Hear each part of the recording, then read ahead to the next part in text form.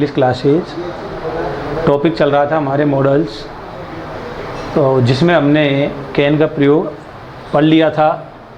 आज हम लेंगे कुड का प्रयोग।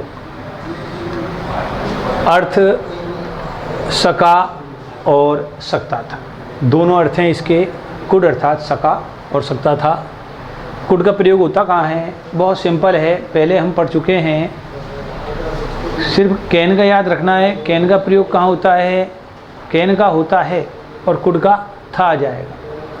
प्रेजेंट टेंस की चीज़ वो की वही है। कैन के प्रयोग में हमने पढ़ा है वर्तमान काल की बस, और इसमें आ गया भूतकाल की।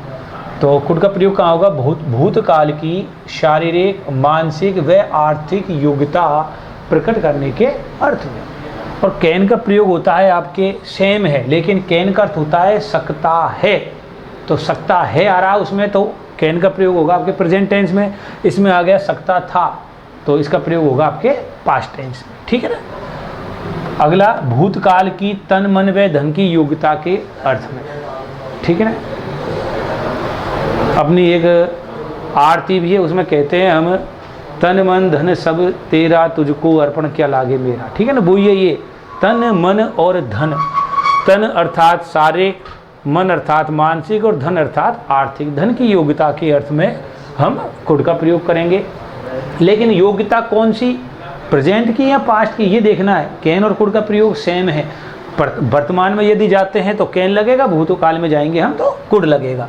अगला इसमें ये नया आया है, ये नई चीज़ डाली है हमने कि अब इसमें अलग भी है कि जैसे कुड का प्रयोग होता कहाँ है, तो मैं आपको यहाँ लिखा दूँ पोलाइट और रिक्वेस्ट। पोलाइट रिक्वेस्ट का अर्थ होता है आपके विनम्र निवेदन। विनम्र निवेदन के अर्थ में हम कुड का प्रयोग करते हैं। तो मैंने आपको सीधा लिख दिया बिल्कुल कि यदि वाक्य के अर्थ में वाक्य के प्रारंभ में रिक्त स्थान हो, वह वाक्य में प्लीज हो, तो प्लीज आएगा तो ही तो निवेदन करेंगे। रिक्वेस्ट करने का मतलब प्लीज।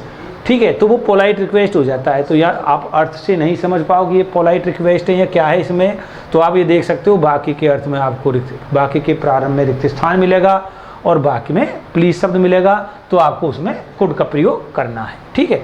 कुड नोट पे आ जाइए, तो जहाँ पर कैन नोट का प्रयोग होता है वहाँ कुड नोट का।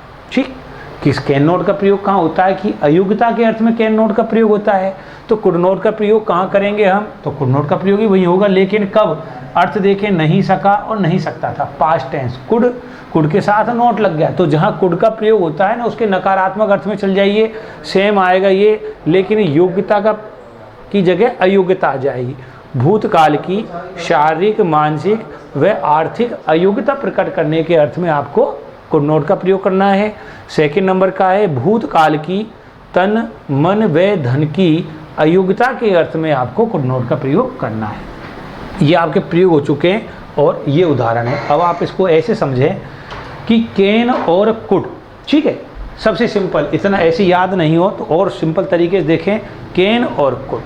तो कहने का मतलब ये हुआ कैन का प्रयोग और कुड का प्रयोग, दोनों का प्रयोग योग्यता के अर्थ में होता है। जैसे मैं हिंदी में आपको समझाऊं, राम ताकतवर है आ रहा है, राम ताकतवर है और इस संदूक को उठा सकता है, योग्यता है। अब योग्यता कौन सी है कि सर वर्तमान काल की है, पता कैसे चला? ताकतवर है, अब है में योग्यता हो गई ना, है आ गया, प्रेजेंट टेंस की योग्यता है, तो आपके कैन आ जाएगा।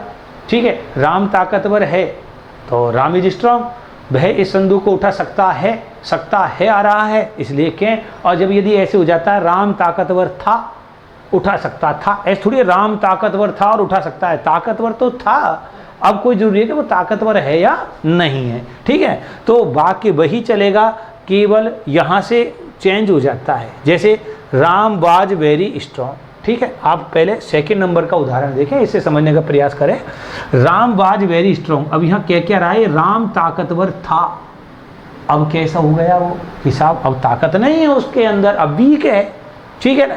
तो राम ताकतवर था, ही वह लिफ्ट दिस बॉक्स, इस संदूक को उठा सकता था। पास्ट के साथ पास्ट अर्थ देंगे, प्रेजेंट के साथ प्रेजेंट का अर्थ देंगे। ठीक है। अब यदि यहाँ पर वाज नहीं होता, क्या होता? Ram is very strong, Ram ताकतवर है। अब है तो इस संदूक को उठा सकता है। ऐसे थोड़ी कहेंगे हम कि राम ताकतवर है और इस संदूक को उठा सकता था, नहीं, जब ताकतवर अब है वर्तमान में तो अब उठा सकता है। पास्ट टेंस में यदि ताकतवर था तो फिर उठा सकता था आएगा, कुड का प्रयोग होगा। जब वह जवान था, अब कैसे हो गया, जब जवान था अब वृद्ध हो गया वो, ठीक है। तो जब वह जवान था वह रन फास्ट तेज दौड़ सकता था, अर्थ ही था आएगा, ऐसे थोड़ी आएगा कि जब वह जवान था और तेज दौड़ सकता है, ऐसे तो आएगा ही नहीं है, ठीक है। अपन अपने लिए भी कहेंगे कि जब मैं छोटा था मैं तेज भाग सकता था, यही तो आएगा, ऐसे थोड़ी आएगा कि जब मैं छोटा था और मैं तेज दौड़ सकता हूँ, ऐसे आएगा ही नहीं। जब मैं छोटा था तो तेज दौड़ सकता था, तो पास्ट अर्थ में आपके कुड का प्रयोग होता है। सेम योग्यता में। अगला देखो, he belonged to a poor family, वह एक गरीब परिवार से बिलोंग करता था। बिलोंग करता था यानी संबंध रखता था, उससे जुड़ा हुआ था। अब जब गरीब परिवार से संबंध रखता था तो इसका मतलब हुआ कि वह गरीब था। अब गरीब था इसलिए वह by A car for his son, इसलिए वह अपने पुत्र के लिए एक कार नहीं खरीद सकता था। क्यों नहीं खरीद सकता था? क्योंकि वह गरीब था। ये कि यही प्रश्न हमने कैन में भी लिए हैं, लेकिन कैन में यहाँ प्रेजेंट टेंस से आप देख सकते हो, वहाँ पर आपको बिलोंग्ड की चले बिलोंग्स मिलेगा, BELONGS बिलोंग्स, ये सेकंड फॉर्म है बिलोंग। वह गरीब परिवार से संबंध रखता है, बिलोंग्स करता है, रखता है तो नहीं खरीद सकता है, और संबंध रखता था तो नहीं खरीद सकता था, ठीक है। देखें यहाँ पर ये वाक्य के प्रारंभ में रिक्त स्थान आ गया, ये लिखा रखा हमने वाक्य के प्रारंभ। अब आप इसको देखोगे अर्थ कर सकते नहीं मान लो, तो हमें कैसे पता चलेगा इसमें पोलाइट रिक्वेस्ट जो है, पोलाइट रिक्वेस्ट अर्थात विनम्र निवेदन है या नहीं है। तो उसके लिए वाक्य के प्रारंभ में रिक्त स्थान है, प्लीज शब्द आ रहा है, आप कुड का प्रयोग कर दीजिए, ठीक है। पोलाइट रिक्वेस्ट में हम वुड का भी प्रयोग करते हैं, पोलाइट रिक्वेस्ट में विल का प्रयोग भी होता है, लेकिन ऑप्शन देखेंगे, यदि मान लो कुड ऑप्शन में दिया गया है तो कुड भरेंगे, कुड नहीं दे रखा, मान लो वुड दिया हुआ है तो वुड आएगा, वुड भी नहीं है और बिल दे रखा है तो आप बिल का प्रयोग करोगे। ऐसा नहीं होगा कि आपको वहाँ पर कुड भी मिल जाए, वुड भी मिल जाए और बिल भी मिल जाए, ठीक है। तो ये आपके कुड का प्रयोग हो चुका है। और इसके बाद हम नेक्स्ट लेंगे मे का प्रयोग, ठीक है। तो मे के प्रयोग में क्या है, नॉर्मल है, कुछ नहीं है, आपको बिल्कुल भी याद रखने की आवश्यकता नहीं है। मे में क्या करना है, केवल आपको हिंदी अर्थ याद रखना है कि मे का अर्थ होता है सकना और सकता है, ठीक है।